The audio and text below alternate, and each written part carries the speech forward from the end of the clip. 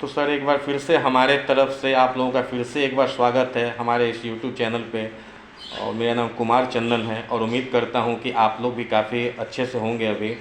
और मेरा last video कल आया था और काफ़ी कुछ लोगों ने उस पर फीडबैक भी बड़ा अच्छा दिया है और कुछ सुधार करने की भी ज़रूरत है, ये भी उन लोगों ने मुझे फ़ोन पे भी बताया, कुछ कमेंट भी दिया उस पर।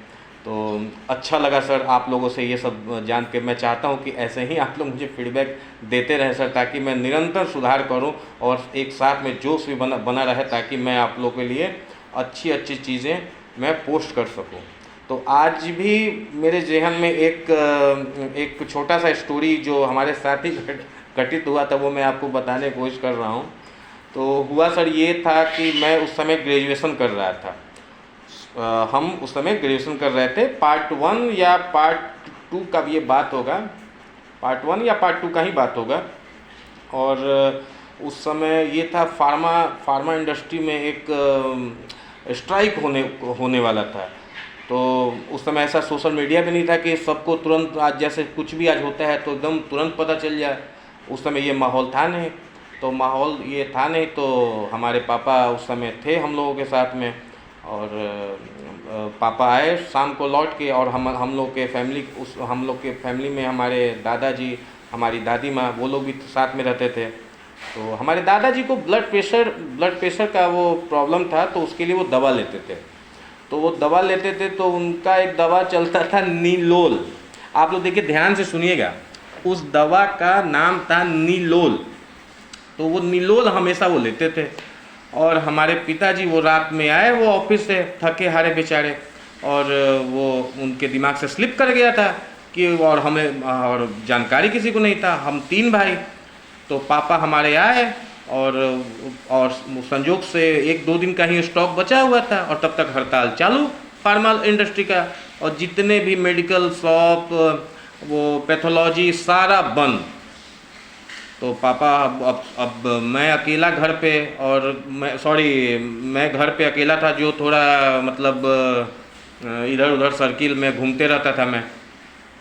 तो पिताजी ने हमसे बोला कि बाबू ये काम तूहे कर सकेला, कहीं से तू ये माँ के दवा के तू व्यवस्था कर दो।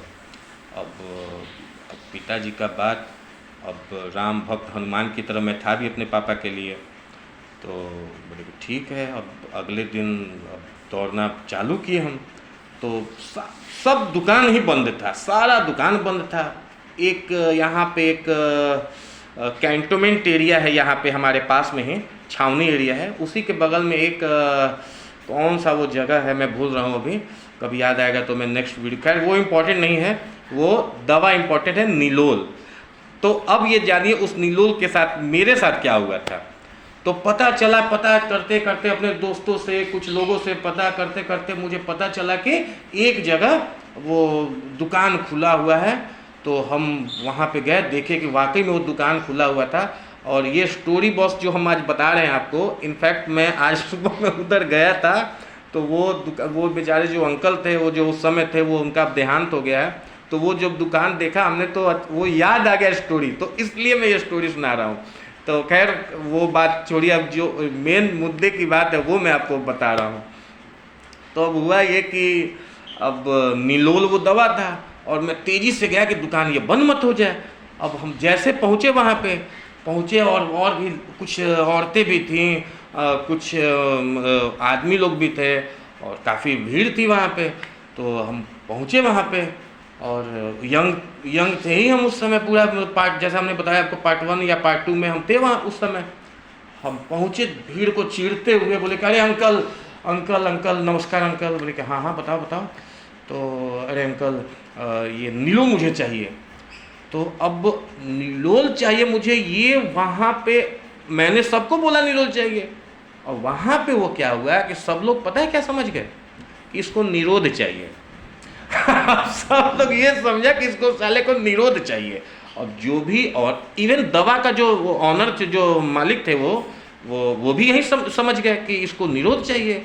अब और जो औरतें थीं वो एकदम से एकदम बदतमीज है साला, कोई मतलब बताओ यार, इतना आया और तुरंत ज़्यादा आदमी भी, अरे गजब ये लड़का है साला, इतना यंग लड़का निरोध मांग रहा है खुलेआम तौर पे। वो देखिए, वो जो हमारे दवा विक्रेता थे वो भी तफरी ले रहे थे हमारे साथ, वो उनको भी यही लगा कि मैं निरोधी मांग रहा हूँ।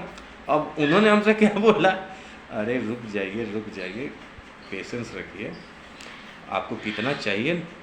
तो हमने बोला कि कितने दिन का अंकल वो रहेगा, ये हड़ताल कितने दिन का रहेगा। तो उन्होंने बोला कि हड़ताल तो बाबू अभी चलेगा कुछ, इसका ऐसा कुछ है नहीं कि अभी आजकल में ख़त्म हो।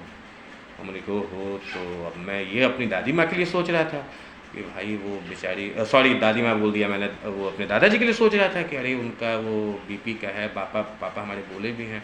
तो हमने सोचा कि एक काम करो, अब आप 1 महीने का, हमने वो कैलकुलेशन किया अपने दिमाग में, बोले कि आप 1 महीने का दे दो, 1 महीने का आप हमको दे दीजिए। अब तो वो मेडिकल का दुकान वाला भी, अरे साला ये तो गजब लड़का। अब ये जब हमने बोला तो औरतें हमसे 5 फीट दूरी पे, और सब हम आदमी सब भी कह रहे गजब लड़का है भाई। अब हमें क्या पता कि वो लोग हमारे बारे में क्या सोच रहे हैं। अब वो दुकानदार लाया और सामने पटक दिया। अब वो जब हमारे सामने वो निरोध का जो पैकेट आया, और इतना सारा वो पैकेट आया, तो हमें भी ये लगा। अब हम ये सोच रहे थे कि अरे यार गजब साला, ये कौन ये ले जाएगा इसको। अब मुझे क्या पता कि वो साला हमारे लिए ही था। अब जो औरतें थी अब वो भी गुस्सा हो रही हैं हम पे, मन चिढ़ रही हैं। अब मुझे ये नहीं पता, अब मुझे लग रहा है कि वो सब औरतें हमसे परेशान, पता नहीं क्यों, मतलब हमसे नाराज वो दिख रही हैं, नाराज दिख रही हैं। तो हम बोले कि अरे अंकल वो थोड़ा लेट हो रहा है, दे दीजिए, जाना है। बोले कि अरे पूरा आपके सामने रख दिया है। हम बोले कि ये क्या है। हम बोले कि तो वो बोला कि अरे यही तो चाहिए। हम बोले कि अरे ये चाहिए, अरे हम निलोल मांगे थे, निलोल। तो अब वो बोले निलोल मांगे थे हम। अब वहाँ पे वहाँ पे हंसी का माहौल, हालांकि औरतें नहीं हंस रही थी। अब हम इतना ज़्यादा शर्मिंदा हो गए वहाँ पे, इतना ज़्यादा शर्मिंदा हो गए हम ने वो प्रभु। अब उसके बाद 1 साल तक हम उस दुकान पे शर्म के मारे नहीं गए कि वो क्या सब सोच रहा होगा। उसके बाद फिर कभी जाने का मौका मिला, वो अंकल बार बार यही कि और बेटा याद है वो दिन। कह रहे अंकल हमारी गलती नहीं थी उसमें। बोले कह रहे होता है, वो साला निलोल के जगह क्या हुआ, निरोध, वो सब साले समझ गए। तो बस यही बॉस एक छोटा सा याद आया तो सोचा कि मैं आप लोगों से शेयर कर दूं। बाकी मैं अब निकल रहा हूं, और थोड़ा मुझे अभी अपने डिस्ट्रीब्यूटर पॉइंट पे भी काम है। और कमेंट जरूर करिएगा बॉस, आप लोगों को कैसा लगा ये वीडियो।